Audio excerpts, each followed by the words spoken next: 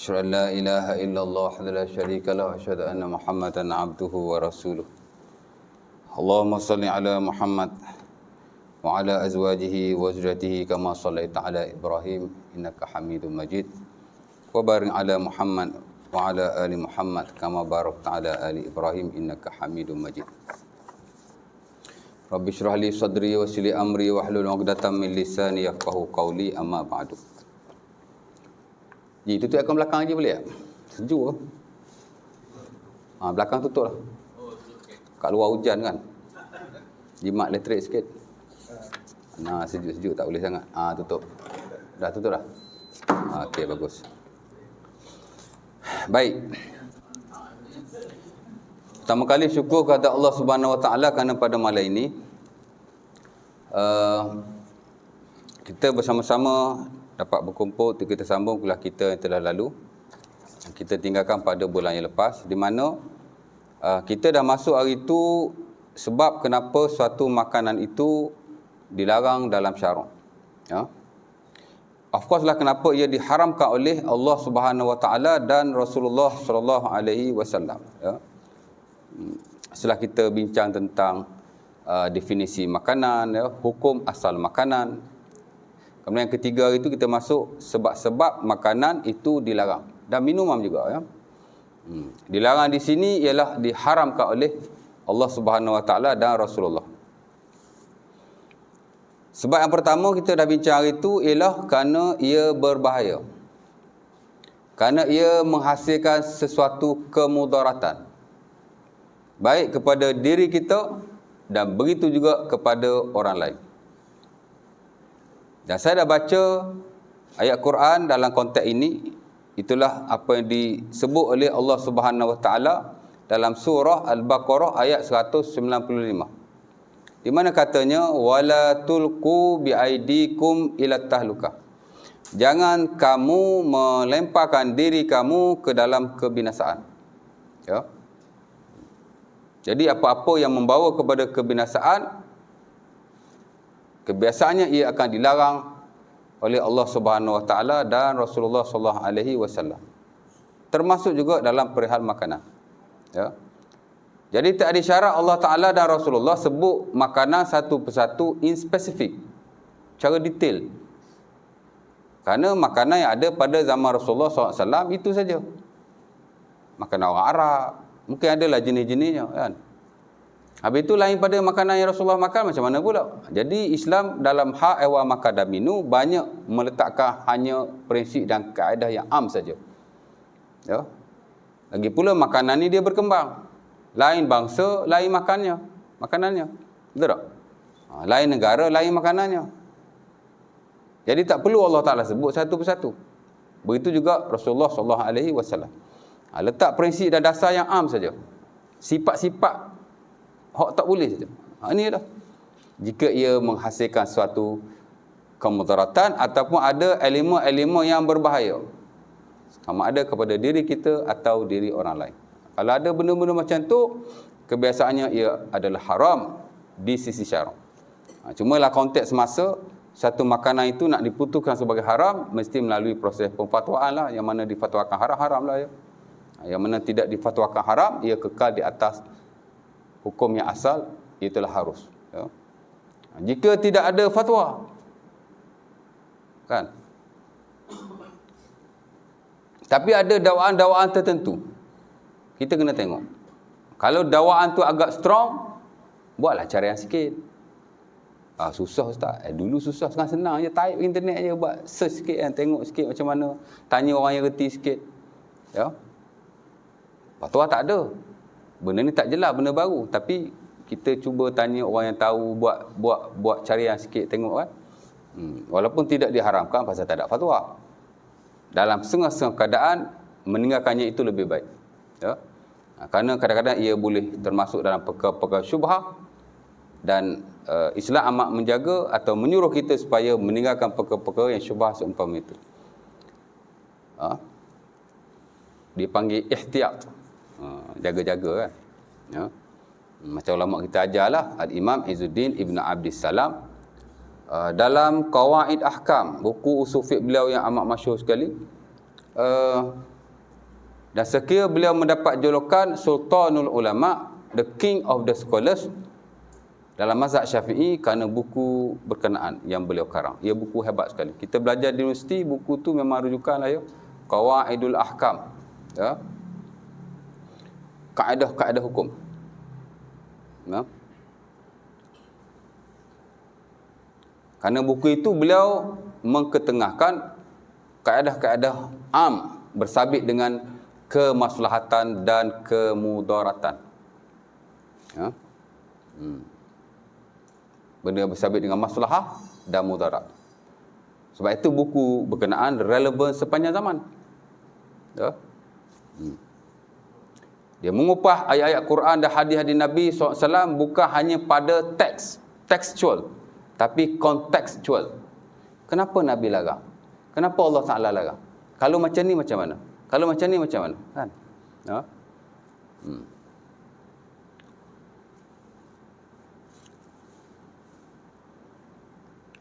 Dalam buku itu dia ajar manusia tak akan sepakat dalam banyak hal. Mesti ada sikit sebanyak perselisihan, ketidaksepakatan. Dalam makanan pun sama lah. Bukan semua makanan itu disepakati haram. Ya. Ada sebahagiannya, ada ulama kata halal, ada ulama kata haram, ataupun ada ulama kata makruh saja. Kan? Ada yang sepakat haram lah, ada yang tak. Ya. Macam katak-katak kan, kita mazhab Syafi'i haram. Ya. Sebagai ulama kata makruh saja. Standard mazhab Syafi'i haram. Maliki kata makruh saja, tak haram. Ya. Dua alam kan. Ya. Tapi sebahagian kata harus. Ya. Sebab tu di sebahagian negara Afrika sana, dia siap ada kotak depan restoran lagi. Katak depan restoran, siap ada aquarium lagi. Tuan-tuan nak makan pilih ya. Zap, saut. Goreng. Oh, sedap kan. Ha. Buaya umpamanya, buaya. Tak sepakat juga. Memanglah majoriti ulama mengharamkannya. Ada dalil-dalilnya, tapi sebergelintir mengharuskan. Tuan-tuan boleh tengok kat YouTube sendiri. Kan? Orang Sudan dia makan buaya. Barbecue lagi, anak buaya lagi best. Lemak, berkrim, disukai ramai. Kan?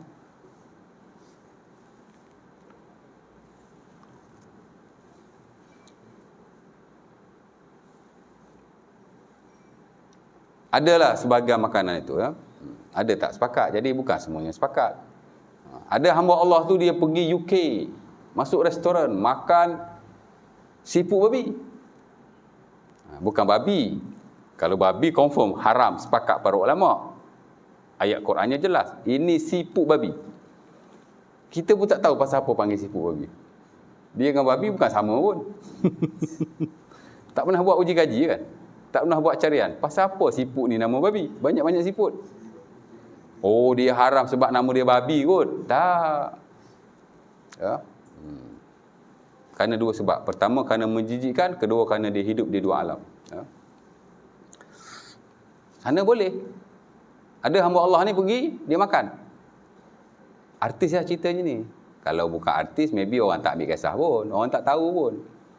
Balik dia cerita kat orang. Kan? Viral lah sekejap. Jadi mufti wilayah pada waktu itu Dr. Zulkifli Al-Bakri keluarkan fatwa hukum memakan siput babi. Ulama tidak sepakat dalam hal ini. Sebahagian ulama mengharamkan seperti yang standard dan muktamad dalam mazhab Syafi'i, dan sebahagian ulama lagi mengharuskan, dan ada yang memakruhkan. Ya. Jadi tengoklah konteks masa lah dan setempat.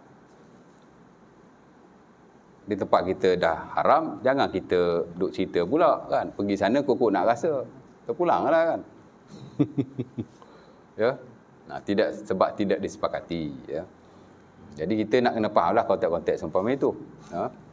Isu makanan ni dia tak berat, dia ringan saja. As long as kita faham kaedah dia cukup. Ya.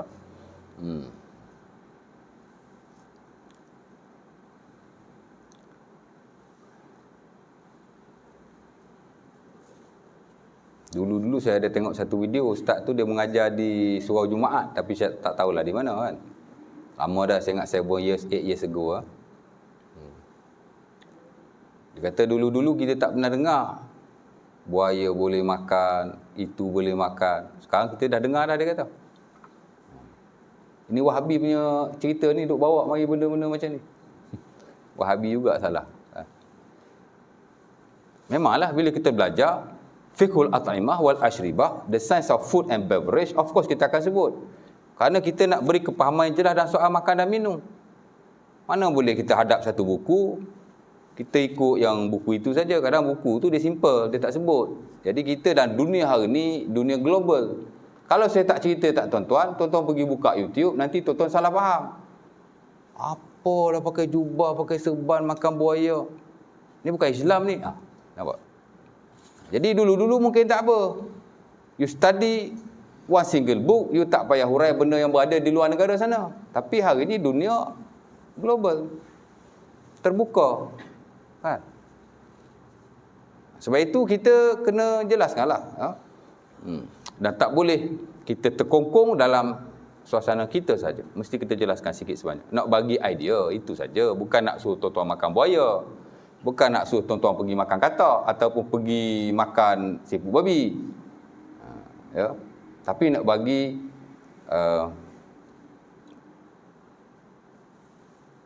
orang kata apa? Kepahaman yang lebih baik. Dan of course kita belajar tentang makan dan minum. Ya. Kita sentuhlah sikit. Ya. Dalam fiqh benda biasa. Ya. Tupai pun sama juga. Tupai tuan-tuan, saya tak pastilah dalam mazhab Syafi'i, tapi tupai ni dia setahu saya mufti wilayah dulu ada keluar fatwa juga. Saya pernah baca, tupai ni tidak diperselisihkan. Tidak disepakati, juga diperselisihkan. Ia seakan-akan haiwan yang jijik. Tapi at the same time, tupai ni dia tidak memakan makanan yang haram atau najis. Ya. Jadi pendapat yang mengatakan tupai itu halal dimakan itu lebih kuat katanya. Allah Ta'ala nanti saya semak balik. Lama dah banyak tahun saya tengok. Pasal itu kecoh dulu. Indonesia mereka mengharuskan makan tupai. Tapi tidak di tempat kita. Jadi dia pernah keluar fatwa bab tu. Setahu saya boleh dimakan. Pasal dia makan buah. Tapi dia kata khilaf lah di situ. Ada ulama kata boleh makan, ada ulama kata tak boleh makan. Tapi yang kata boleh makan itu lebih kuat. Kerana dia tidak makan makanan yang najis atau seumpamanya. Cuma timbul isu dia ni macam jijik. Macam jijik, itu saja. Ya. Jijik ni pasal kita tak nak makan. Kan? Tapi kalau urus setempat makan, sementara dia tidak makan makanan-makanan yang haram, makanan-makanan najis, biasanya tidak ada masalah. Dan tidak ada larangan melibatkan kaedah-kaedah tertentu bersabit dengan haiwan yang seumpama itu. Tupai dia makan buah tuan-tuan. Dia tak makan benda-benda yang kotor. Kalau haiwan tu makan benda kotor, tak boleh. Ya. Walaupun haiwan itu halal, ya, tapi dia makan benda kotor, kita tak boleh memakannya. Ya. Dipanggil al-jallalah. Dalam hadis Abi Dawud daripada Ibnu Umar, kata Rasulullah sallallahu alaihi wasallam, nahan Nabi an aklil jallalati wa albaniha. Nabi larang makan jallalah dan meminum susu-susunya. Ya, nanti ada kat ujung-ujung ni. Ya. Apa maksud al-jallalah? Haiwan yang memakan najis. Al-hayawanul ladzi ya'kulun najasat. Haiwan yang makan najis. Itu disebut sebagai al-jallalah. Kadang-kadang dia haiwan yang halal. Ayam, itik, kerbau, lembu. Tapi dia diberi makan najis. Atau dia pergi makan najis. Kalau dia sekali-sekala makan, tak apa. As long as dia tak berbau najis. Ayam kan, kadang-kadang dia makan najis juga tuan. Anak kita berak tepi rumah, dia pergi patuk. Pok, dia makan. Alah, ayam dah tak boleh makan dah. Tak apa, sebab itu bukan makanan rutin dia. Tapi kalau hari-hari dia makan najis. Kita tengok ayam kita asal makan je, patuk tai. Asal makan je, patuk tai. Asal patuk tai je makan. Itu dia masuk dalam konteks al-jallalah. Ayam seumpama itu mesti dikurung. Sekurang-kurang beberapa hari diberi makanan-makanan yang halal. Yang baik, yang tidak najis. Ya. Mungkin 3 hari, mungkin 4 hari. Dia ulama dia ada kadar dia ya. Kalau haiwan tu haiwan yang besar seperti lembu, kerbau, mesti dikurung selama sebulan, diberi makan makanan yang bersih-bersih saja. Kalau kecil sikit macam kambing 1 minggu. Kalau ayam 3 hari. Kalau dia makan najis sokmo lah. Kan? Ataupun dia diberi makan najis. Sehingga kata An-Nawawi, kalau kita cium badan dia pun bau najis. Kalau cium badan dia tak bau najis, okey lagi. Tapi kalau cium badan bau najis, mesti dikurung. Itu dipanggil Al-Jalal. Of course lah kalau haiwan tu dah lah jijik, makan pula najis, bangkai seperti biawak, of course lah tak boleh. Ya. Dop contohnya. Dop dia biawak padang pasir. Macam jijik. Tapi dia makan tumbuh-tumbuhan. Macam tupai lah. Nampak je macam jijik. Tapi dia makan tumbuh-tumbuhan. Ya. Sebab itu dog boleh dimakan. Walaupun Nabi tak ada selera. Pasal macam jijik kan. Ya. Innahu lam yujad fi ardi qaumi fa'ajidu nafsi a'afuhu. Atau kama qala. Dalam hadis Bukhari daripada Khalid bin Al-Walid. Nabi diberi makan dog. Daging dog. Sahabat lain semua makan. Nabi tak nak makan. Jadi Khalid Al-Walid tanya Nabi, haramun huwa ya Rasulullah? Adakah ia haram wahai Nabi? Nabi kata, tidak. Ia tidak ada di tempatku. Aku tidak selera untuk memakannya. Tuan-tuan pun tak ada selera kot. Ha? Macam biawak kan? Ya. Kawan saya tuan-tuan, dia ikan keli pun dia tak makan. Dia kata macam ular. Okey. Dia tak nak makan sudahlah kan. Tapi saya favourite ikan keli. Kepala dia tu saya habis ganyang pun, tak tinggal 1 sen pun. Saya kalau ikan goreng, ikan keli ke, ikan kembung ke, ikan apa ke, kepala habis. Daripada zaman saya kecil lagi. Saya suka kepala ikan yang digoreng.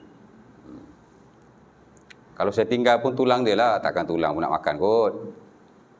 Telan dengan tulang-tulang. Keras tulang dia tu. Tapi mata dia, otak dia semua saya makan. Makan semua. Tinggal tulang kepala je saya tak telan. Tu dulu-dulu orang tua kata kalau makan kepala ikan, otak lembab. Betul? Tapi saya duk makan puluhan tahun tak lembab-lembab juga. Rasa tak lembab lah. Tak tahulah kot tuan-tuan rasa saya lembab. Ya. Orang tua kita ni banyak petua-petua yang kadang-kadang tak ada bukti saintifik ni. Tak tahulah kenapa dilarang kita kan. Itu tak termasuk lagi petua-petua menyanyi kat dapur, dapat lelaki tua, duduk depan bendul pintu waktu matahari tenggelam nanti rezeki tak masuk. Macam-macam lah. Ya. Petua-petua macam tu tuan-tuan tidak benar sama sekali. Ya. Kecuali kalau ada bukti-bukti saintifik. Kalau nak dikaitkan dengan rezeki, mesti melihat kepada nas Al-Quran ataupun hadis-hadis Nabi SAW. Kalau bercanggah, maka tidak benar. Of course lah kalau berdiri depan pintu, apa kena mengena dengan rezeki? Rezeki tak masuk. Sapu sampah tengah malam, rezeki tak masuk. Itu semua setahu saya tidak benar sama sekali. Ya. Tak ada kena mengena. Tak ada kena mengena. Saya pun tak tahu kenapa orang tua dia tak bagi sapu sampah tengah malam. Mungkin kurang adab atau seumpamanya, Allah Ta'ala alam. Tapi kalau nak dikaitkan dengan rezeki, it is not true. Ia tidak benar. Banyak benda dikaitkan dengan rezeki ni ya. Kalau sinki tak masuk kat dapur, tinggalkan begitu, rezeki tak masuk. Sebenarnya dia nak suruh kita basuh terus, jangan tinggal. Dia cakaplah macam tu. Zaman Nabi mana ada sinki? Kan? Jadi jangan terbawa-bawa dengan petua orang lama-lama. Ada kala betul, ada kala tidak betul. Kalau betul kita boleh amalkanlah. Tapi kalau nak kait dengan rezeki, nak kait dengan jodoh, menyanyi kat dapur dapat lelaki tua. Contoh kan? Pernah dengar kan? Tak pernah dengar? Tuan-tuan percaya ke? Kalau tuan-tuan percaya, mana minda tuan-tuan tu, syirik tu Allah Ta'ala alam lah. Kena bincang lain dalam bab akidah. Tapi kalau kita terima petua-petua yang tidak ada asas umpama ini, minda kita masih dulu-dulu punya lah. Tak berkembang lah. Ya.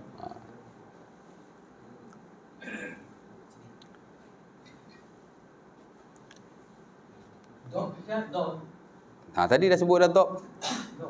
Dog dah sebut dah. Dhab harus. Musang makan apa? Daging. Makan daging. Wallahu ta'ala alam. Nanti saya mau fatwa tengok. Musang boleh makan, tak boleh makan.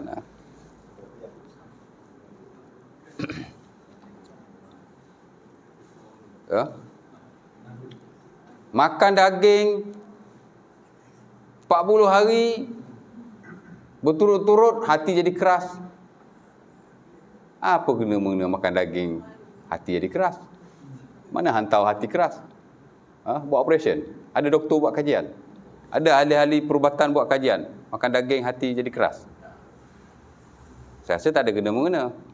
Hati keras ni kalau dia makan benda haram, makan benda syubhah. Betul tak? Dia banyak melakukan dosa, ataupun dia melakukan perkara yang dilarang oleh Allah Ta'ala dan Rasul, itu membawa pada hati keras. Ulama kita banyak karang buku tentang hati yang keras ni. Ayat Quran banyak hati yang keras Allah Ta'ala sebut. Hadis Nabi pun banyak. Tapi setahu saya, Allah Ta'ala alam, tidak ada satu pun dikaitkan dengan jenis-jenis makanan. Makan daging hati keras. Kan? Abu Jahal tu kot dia makan daging dulu kot dia keras hati kot. Mungkinlah. Tak ada. Orang kata petua ni, petua orang tua-tua. Petua pun tengoklah kalau nonsen macam tu kan. Ada pula kata ada hadis Nabi ustaz, bagi hadis tu dekat saya. Saya semok palsu rupanya. Kan? Ustaz juga yang bagi tu. Semoklah sikit. Kalau orang awam tak semak tak apa. Dia pun tak ada kemampuan. Kita ustaz-ustaz ni buatlah saya makan sikit, buat carian sikit ya. Siapa-siapa tak makan daging, buruk akhlaknya. Pelik pula. Hak tadi makan daging, hati jadi keras. Ni tak makan daging, akhlak jadi buruk. Apa kena-mengena daging dengan akhlak? Akhlak ni pendidikan, pemikiran, etika. Tak makan daging, akhlak jadi buruk. Tu saya kata Abu Jahal tu kot dia tak makan daging kot. Tadi kot dia makan daging, hati dia keras. Ni kot dia tak makan daging kot, akhlak dia buruk. Pelik. Jadi benda-benda seumpama itu sebenarnya kalau kita terima juga tak tahulah ya. Jauh pergi tu, sampai ke mana pergi tu? Ya. Jadi balik pada yang tadi. Petua dari SOK, as long as dia tidak ada percanggahan dengan nas-nas agama maybe, ataupun tak bercanggah dengan kaedah-kaedah agama ya. Kalau bercanggah tak boleh lah. Asal-asal makanan itu harus. Ya, saya dah baca ayat Qurannya, surah Al-Baqarah ayat 29, surah Al-Maidah ayat 88, surah Al-A'raf ayat 31. Banyak saya baca ayat pada tuan-tuan hari itu kan. Dan banyak juga hadis-hadis Nabi yang setelah saya baca pada tuan-tuan dalam Sunan Al-Baihaqi daripada Ibn Abbas, yang mana ayat Quran dan hadis Nabi itu kata makalah minulah, makalah minulah, makalah minulah. Ya. As long as kita tidak memakan perkara yang haram, tidak berlebih-lebihan dan tidak melakukan apa yang dilarang oleh syarak, maka ia kembali kepada kaedah yang asal, hukumnya harus. Asal-asal makan itu al-hil wal ibahah. Ini sepakat para ulama, halal dan harus. Jadi kalau orang nak dakwa makanan ini wajib, you must come with the evidence. Kamu kena bawa dalilnya. Kalau tak ada dalil Quran dan hadis pun kena bawa dalil-dalil saintifik. Oh, makanan ni haram ni. Pasal apa haram? Sebab dia berbahaya. Mana dalil-dalilnya? Bukti-bukti saintifiknya. Mungkin ada kajian-kajian tertentu, ahli-ahli perubatan mengeluarkan satu resolusi atau seumpamanya. Marilah. Jangan dakwa benda ni tak boleh. Kan? Ya. Nak dakwa makanan ni wajib. Mana dalil ayat Quran hadis Nabi? Nak dakwa makanan ni sunnah. Mana dalil Quran dan hadis Nabi? Nak dakwa makanan ini makruh, mana dalil Quran dan hadis Nabi? Kalau tak ada pun dalil saintifik tadilah. Tak? Of course lah kalau nak kata ia haram, ahli-ahli hukum mesti mesyuarat, membincangkan. Baru keluar fatwa haram. Ni dalil-dalilnya. So it is a strong argument. Baru boleh lawan hukum yang asal tu. Hukum asal harus tu dia dah fix, dia dah firm. Tiba-tiba kita nak bawa mai hukum yang baru, nak menggantikan hukum yang asal, mesti strong argument. Takat bawa mari hadis palsu tak boleh. Bawa mari petua orang tua-tua tak boleh. Tapi kadang-kadang dia kata Kita bukan memakruhkan atau mengharamkan. Kita cuma tidak menggalakkan sahaja. Sama juga. Allah Ta'ala kata, Qul man harrama zinatallah allati akhraja li'ibadihi wa tayyibati minar rizq. Siapa yang berani mengharamkan apa yang telah dihalalkan oleh Allah Subhanahu Wa Ta'ala. Makanan ni Allah Ta'ala bagi satu kelonggaran kepada kita. Makan apa saja. Selagi mana ia tidak dilarang oleh agama. Salah satu yang sebut tu ad-darar, kemudaratan. Jadi jelaslah ya. Apa-apa yang memudaratkan, walaupun kadang-kadang tidak difatwakan ia haram atau dilarang. Kalau kita tahu ia memudaratkan, kita tinggalkan. Ataupun ada dakwa-dakwi yang agak strong, kita tinggalkan. Itu lebih baik ya. Nampak? Terutama dalam dunia hari ni, kita jangan agak kat orang sangat. Kan? Nak tunggu fatwa keluar saja. Ini penting kita belajar. Ada ustaz-ustaz yang ada kepakaran-kepakaran tertentu, boleh mengajar, ajarlah. Macam saya boleh ajar fiqh makan dan minum, saya ajarlah. Kan?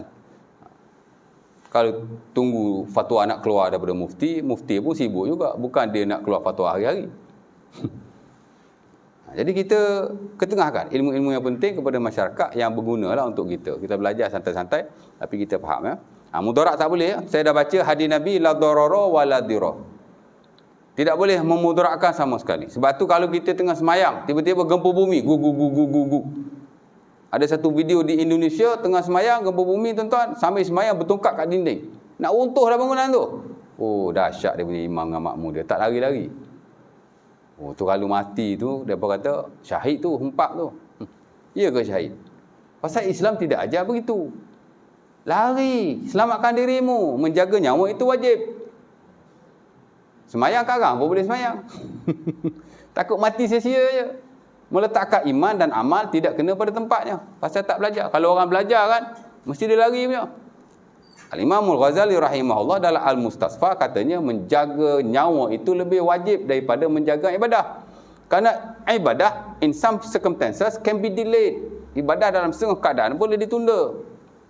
Betul tak? Semayang karang boleh semayang. Nyawa kau penting tu. Ya? Tapi sebab kita tak belajar, tak faham kan. Kadang dia belajar. Tapi kadang-kadang kita belajar ikut buku. Apa yang ada dalam buku AA lah. Apa yang ada dalam buku BB lah. Tak hurai bagi lebih, bagi faham kaedah-kaedah itu. Kadang-kadang ilmu ni tak banyak tak apa. Tapi prinsip dan kaedah kita faham. Macam saya mengajar. Ilmu bagi juga. Tapi kepahaman saya, pada saya ia lebih penting. Supaya kita faham. Kadang-kadang faham cukup dah. Ilmu tak banyak tak apa. Tapi kalau ilmu banyak tapi tak faham. Macam tadi lah, ilmu banyak. Ustaz kan tak ada ilmu kot. Tapi prinsip dia tak faham. Kan? Bahawa hadis palsu kat kita. Saya kata hadis ni palsu ni. Kalau tak palsu pun, dia teruk sangat lah. Dia kalih petua pula. Petua, ustaz petua. Usah lah macam tu. Ha?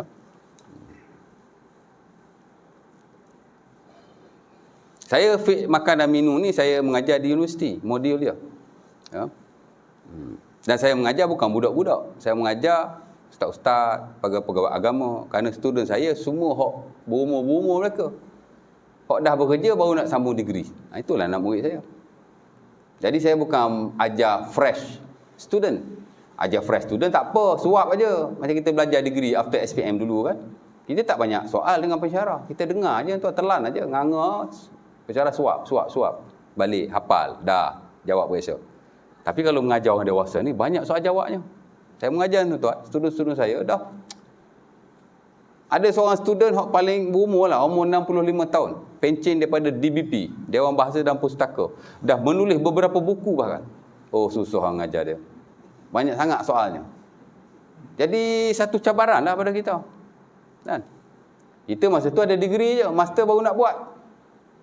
Ilmu pun tak berapa banyak sangat. Dia dah pencen. Memang dia tak ada degree, tapi dia banyak baca buku. Ilmu penuh dia ada. Jadi, kadang-kadang saya dengar dia mengajar pula. Dia mengajar saya pula. Tak apalah kan.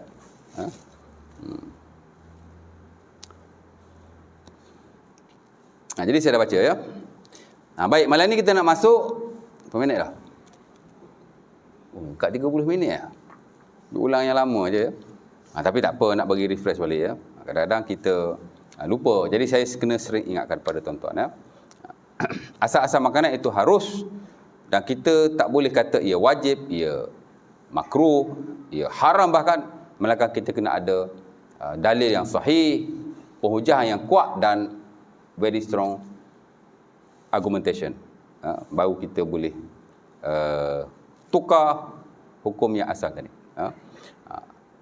Dan mungkin kita tak mengharamkan, kita tidak menggalakkan. Tak menggalakkan pun sama juga. Kerana Allah Ta'ala mencabar siapakah berani mengharamkan apa yang dihalalkan oleh Allah Ta'ala. Mana benda Allah Ta'ala halal ni, kita tak boleh sewenang-wenangnya menyatakan itu dan ini. Melainkan kita kena ada strong argument. Nampak?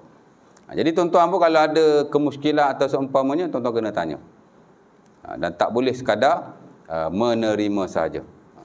Nampak? Kerana hukum Allah itu lebih kuat daripada hukum yang kita keluarkan. Hukum asal dia ni fix, firm. Tapi kalau kita nak bawa main hukum yang baru, kita kena ada hujah-hujah. Sebab itu fatwa dalam bab makanan ni dia mesti mantap. Dalil-dalilnya, kajian-kajian saintifiknya. Kerana kita nak melarang apa yang Allah Ta'ala benarkan ni. Esok Allah Ta'ala nak tanya ni. Aku dah bagi makan daging manusia ni. Pasal apa kau larang orang makan daging ni? Kan? Kau kata gelak hati, yang mana bukti kau? Jawab esok-esok dengan Allah Ta'ala tu.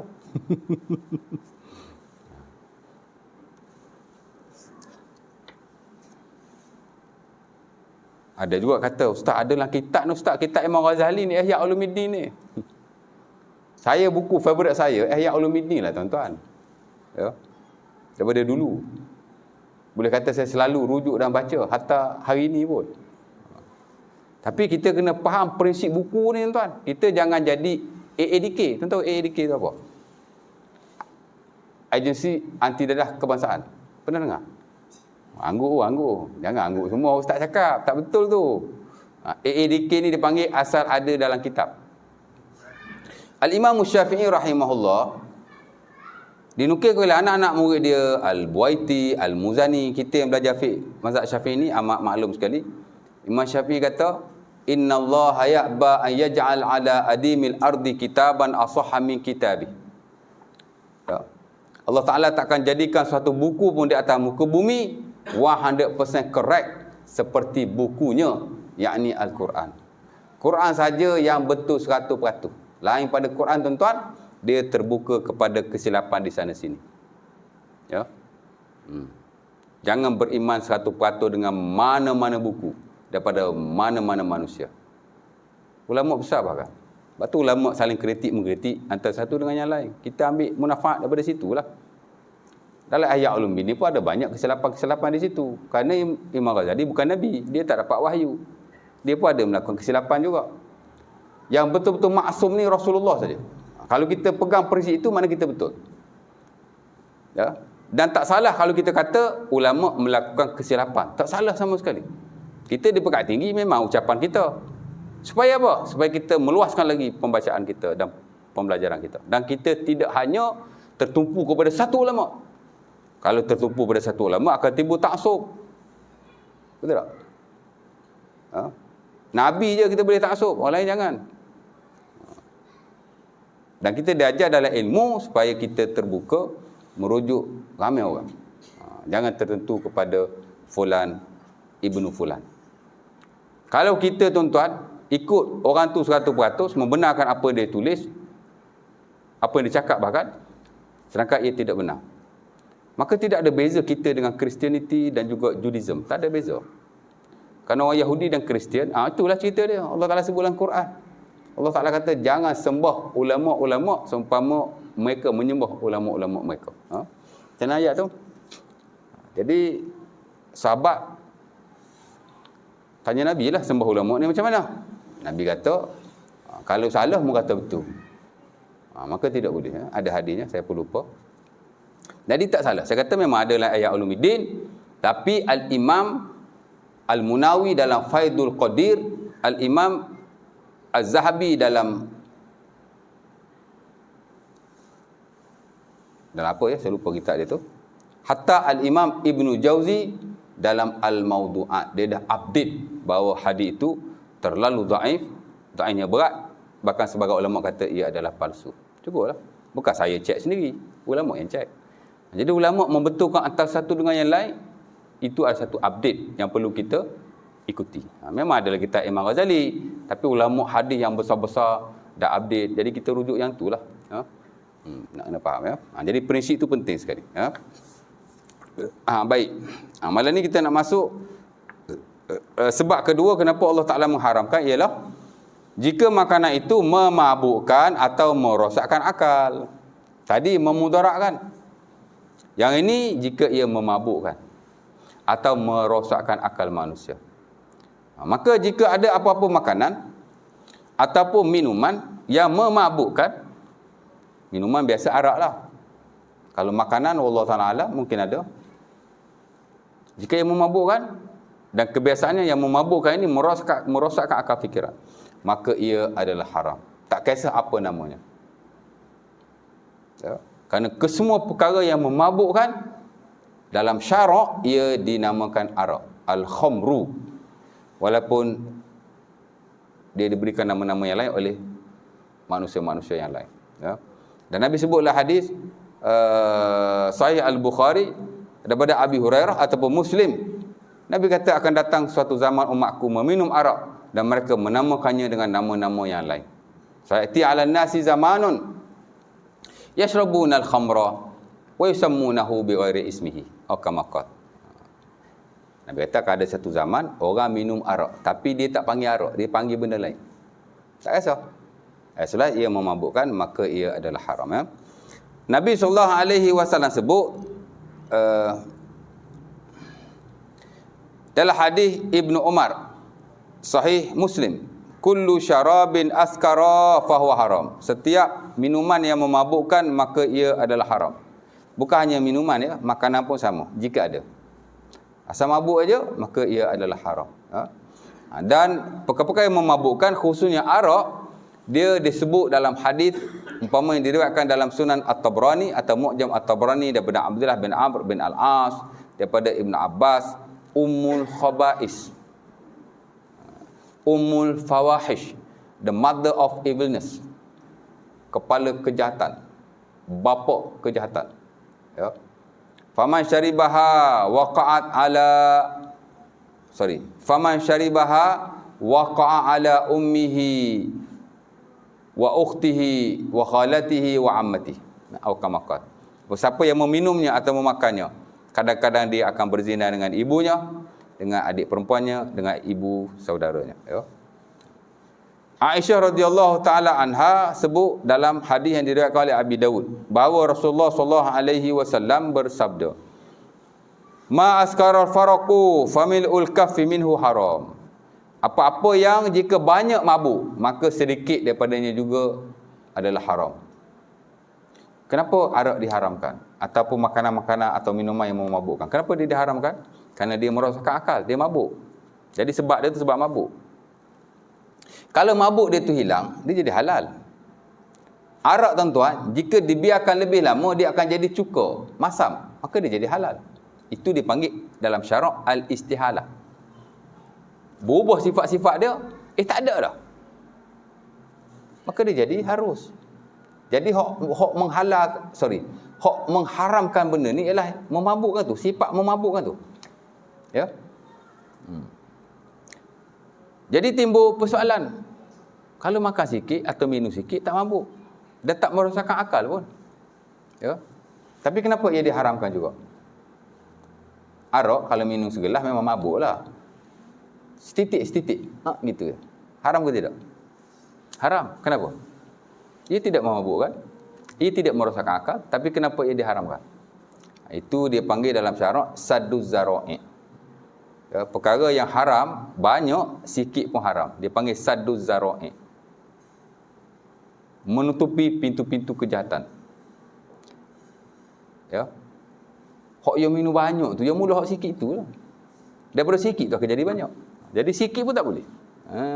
Itu dia panggil sadduz zara'i. Ya. Nampak?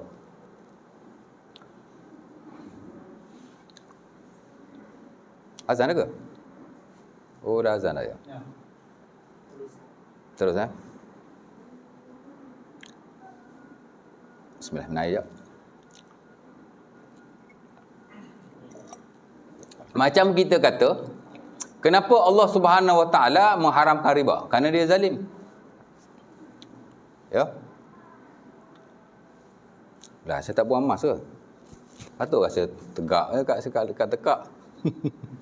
Dah nak habis dah. Kenapa Allah Taala mengharamkan riba? Kerana dia menzalimi. Tapi kalau ambil sikit riba tak zalim. Haji pinjam dengan saya RM100. Haji bayar 10 sen. Zalim tak? 10 sen je, tak beban pun. Tak zalim tu. Kan? Kalau banyak haram, sikit pun haram. Kerana yang sikit ni juga membawa kepada yang banyak. Itu disebut sebagai saduz zara'i. Ya. Kenapa Nabi larang kita sembahyang di kuburan? Pasal apa? Kerana asal-asal penyembahan berhala di atas muka bumi ialah kerana orang sembahyang di kuburan. Ya. Ada orang soleh mati kan, dia buat gambar. Dia tak kat kubur kawan tu.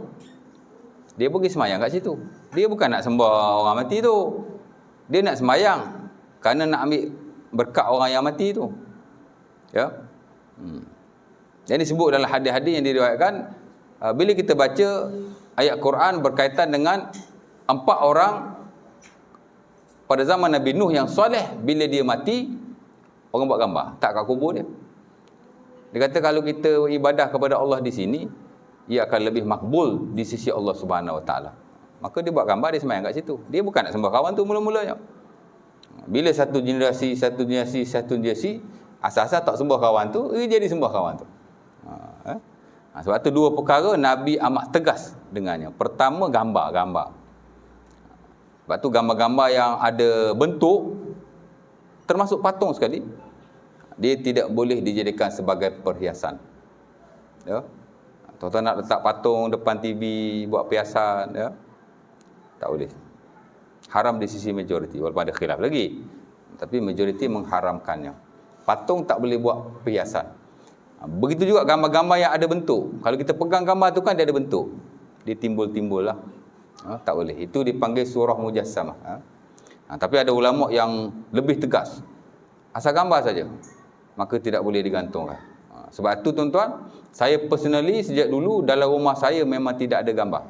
Walaupun foto saya dengan keluarga bahkan, semua berada dalam laci. Ya. Bukan kerana saya setuju ulama yang kata haram tu, tapi saya tertarik dengan hadis Nabi SAW di mana Nabi kata malaikat tak masuk dalam rumah yang ada gambar. Jadi saya tak adalah sokong sangat yang kata semua gambar itu haram bila dipamerkan dalam rumah. Tapi saya takut-takut rahmat tak masuk dalam rumah saya. Malaikat rahmat tak masuk. Jadi saya gambar-gambar memang saya simpan dalam laci kesemuanya. Tak ada apa-apa gambar bahkan. Kerana saya bukan kata saya kata haram, tak. Tapi sebab saya takut malaikat rahmat tak masuk dalam rumah saya. Jadi tak ada gambar. Tuan-tuan pergi rumah saya, tuan-tuan takkan dapati satu gambar pun. Sejak saya kahwin dulu lagi, tidak ada gambar. Tak apalah, kosong rumah pun tak apalah. Janji rumah aku malaikat rahmat masuk. Kan? TV tengok ustaz, TV tu kira gambar juga. TV bukan gambar ya. Video dia lain, gambar lain ya. Video ni dia macam cermin. Cermin tak apa, ia hanya imbasan image saja. Video ni imbasan image. Begitu juga kalau orang kata apa, apa nak cakap tadi ya? Lupa dah. Tak apa, lain kali ya. Baik. Tapi saya tak kata haram ya, kerana dalam gambar ni ulama khilaf ya. Tapi kalau patung, amat-amat digalakkan. Jangan jadikan ia perhiasan. Ada sahabat kita dekat sini, dekat suraunya ni. Muazzin lah, Bilal kan. Biasa tak pernah ajak saya pergi rumah, tiba-tiba ajak. Kan? Sama juga, kalau ajak pergi makan, tu ada hajat dah tu. Tak apa, saya ajak makan, saya pergi je tuan. Tapi lepas tu dia ceritalah masalah begitu, masalah begini kan. Ni jam juga dia ajak saya pergi rumah dia, pergi makan. Pergi rumah dia, makan-makan dulu. Saya masuk rumah dia tu, dah ada patung sebiji. Sebelah TV, besar patungnya. Patung unta. Saya pun tanya, Ji, patung tu buat apa? Dia sakit kaki, dia suruh saya pergi tiup-tiup sikit. Tapi jangan tuan-tuan panggil saya pergi tiup pula lepas ni. Ini cerita lama kan. Tak apalah, orang ajak pergi rumah makan, saya makan, dia makan nasi rumah dia. Bini dia hidang apa semua, lepas makan. Saya jampi-jampi lah dia sikit kan. Dia sakit kaki. Ya. Tapi mula saya masuk, saya tengok ada gambar. Ada patung. Saya tanya, patung ni buat apa, Ji? Patung ni orang hadiah Ustaz masa saya pergi umrah dulu. Simpanlah, jangan buat perhiasan. Patung ni tak boleh dibuat perhiasan. Majoriti kata haram. Tapi, iyalah, haram tu satu hal. Satu, malaikat rahmat tak masuk dalam rumah kita. Ya. Jadi, kita nak rahmat masuk. Jadi, malaikat rahmat kena masuk lah. Ya. Jadi, patung, elakkan. Elakkan. Ya.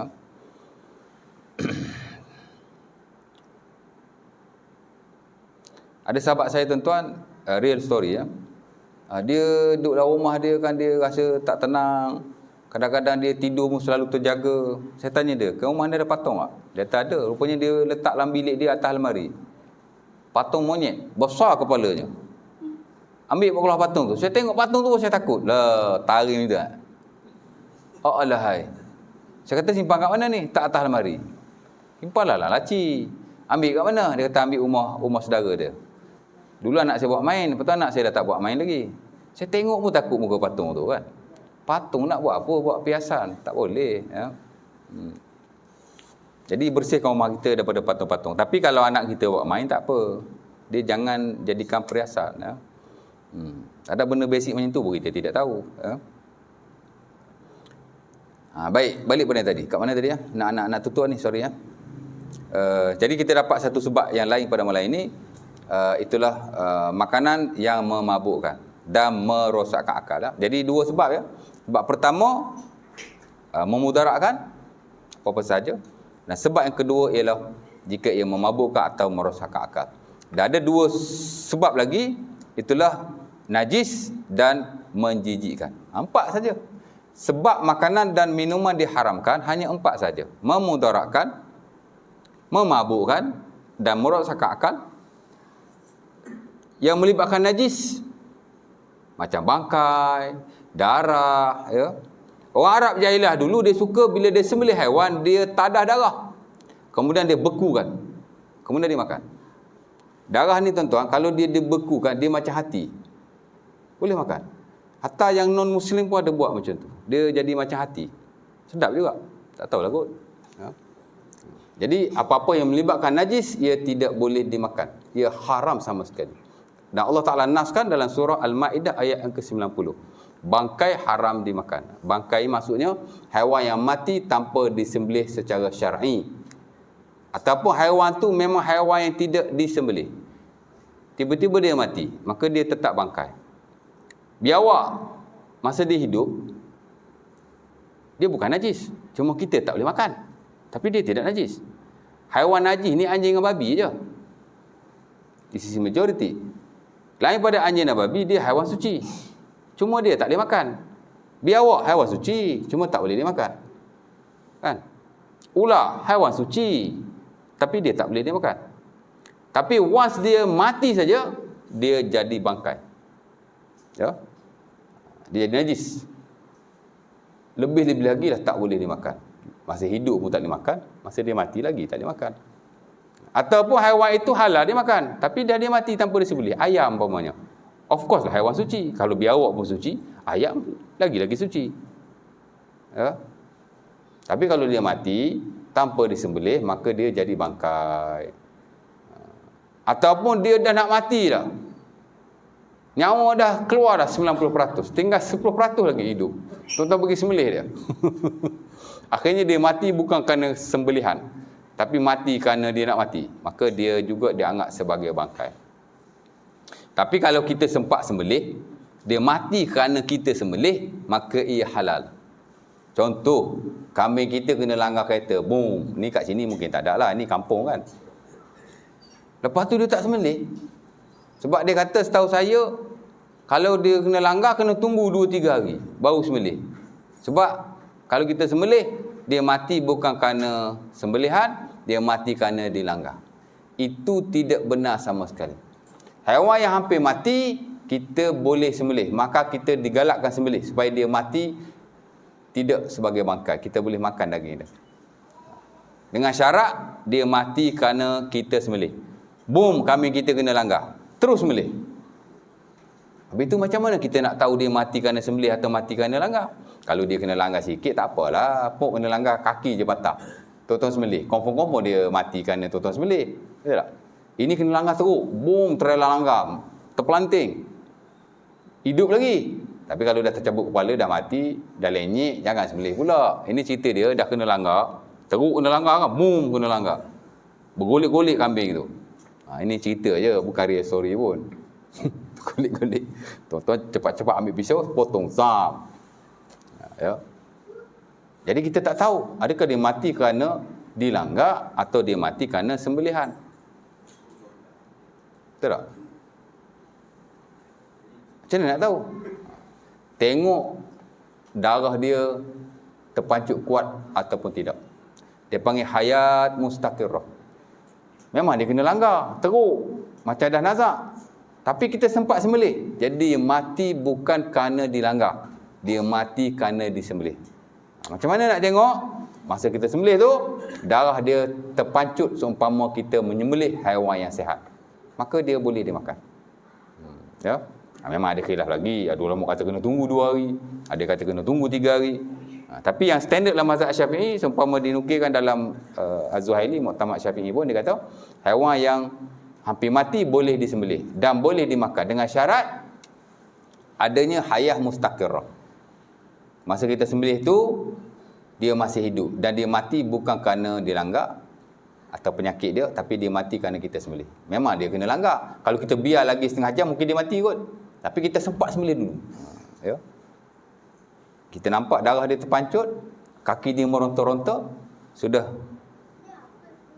boleh dianggap ia adalah haiwan yang mati kerana sembelihan dan dia menjadi halal kerana haiwan itu ada hayah mustaqirrah. Dan memang ada hadis yang diriwayatkan dalam sahih Muslim, tak silap saya, daripada sahabat Nabi Ka'ab bin Malik, di mana kambing dia nak mati. Nak mati dah ni. Tiba-tiba hamba dia pergi sembelih. Ya, ni kita belajar dalam bab penyembelihan. Mungkin ada dalam ni. Ujung-ujung nanti ada ya. Sikit ada dia masuk juga. Ya. Dalam fiqh tuan-tuan, dia ada satu bab, babus sayd wa zabaih, bab memburu dan penyembelihan. Kita belajar syarat-syarat sembelihan ya. Masa tu marilah hadis itu, hadis Ka'ab bin Malik, di mana hamba dia bunuh haiwan yang hampir mati, syatu mauta. Ya. Bila begitu, dia bawa kes ni kepada Rasulullah SAW dan Nabi membenarkannya makan. Ya. Jadi memang ada khilaf di sana sini, tapi yang standard termasuk yang dalam mazhab Syafi'i boleh disembelih. As long as dia hidup. Ya. InsyaAllah ta'ala. Jadi 4 sebab ya. Mudarat, memabukkan, najis dan menjijikkan. Jadi najis itu jelas ya. Najis itulah bangkai apa semua. Dan yang keempat ialah menjijikkan. Jika ia menjijikkan. Majoriti ulama kata menjijikkan di sini ialah menjijikkan di sisi orang Arab. Ya. Dan sebagian lain mengatakan bahawa menjijikkan juga termasuk menjijikkan oleh huruf-huruf tertentu, termasuk huruf setempat. Kalau kita rasa jijik, sebenarnya ia boleh dilarang. Kalau betul-betul jijik lah. Walaupun pada asasnya macam tak ada hujah yang kuat, tapi dia menjijikkan. Memang orang Melayu ni tengok benda ni jijik, maka ia boleh diharamkan. Walaupun ada perbincangan lagi. Kerana majoriti kata jijik-jijik ni kalau orang Arab jijik. Kalau orang Melayu jijik, masih halal. Ya. Wallahu ta'ala alam. Ya. Tapi pada asalnya, kalau ia jijik, ia termasuk dalam larangan Allah Ta'ala, di mana kita tidak boleh memakannya. Kerana Islam adalah agama yang tak suka benda-benda yang menjijikkan. Ada 4 sebab je. Jadi dalam banyak-banyak makan minum atas muka dunia ni, dengan berbagai-bagai jenis, dengan berbagai-bagai besi, macam-macam rasa, hak Allah Ta'ala haram 4 saja. Memudaratkan, memabukkan dan merosakkan akal, najis dan menjijikkan. Jadi kalau yang termasuk dalam konteks tu, maka ia jadi haram. Cuma nak pastikan keempat-empat ni ada yang disepakati tapi tidak banyak. Saya akan sebut selepas ni apakah makanan-makanan yang disepakati haram, termasuk haiwan-haiwan juga. Ya. Kerana ada juga sebahagian yang tidak disepakati. hak lain tu halal berlaku. Ya. Insya-Allah taala. Ada nak tanya apa-apa tak? Ada soalan? Macam semangat je malam ni. Muka ada makanan sedap je lagi kot. Biasa ustaz datang perut kosong. Tadi sebelum datang dah kena nasi paprik. Tu yang datang lambat tu, makan nasi dulu kat kedai. Jadi perut dah kenyang. Jadi mengajar pun jadi macam kuat sikit lah. InsyaAllah ta'ala aku dikul azab. Assalamualaikum warahmatullahi wabarakatuh. Tutup majlis kita dengan tasbih kafarah dan surah Al-As. Aku dikul Subhanakallah wa bihamdik, asyhadu an la ilaha illa anta, astaghfiruka wa atubu ilaik.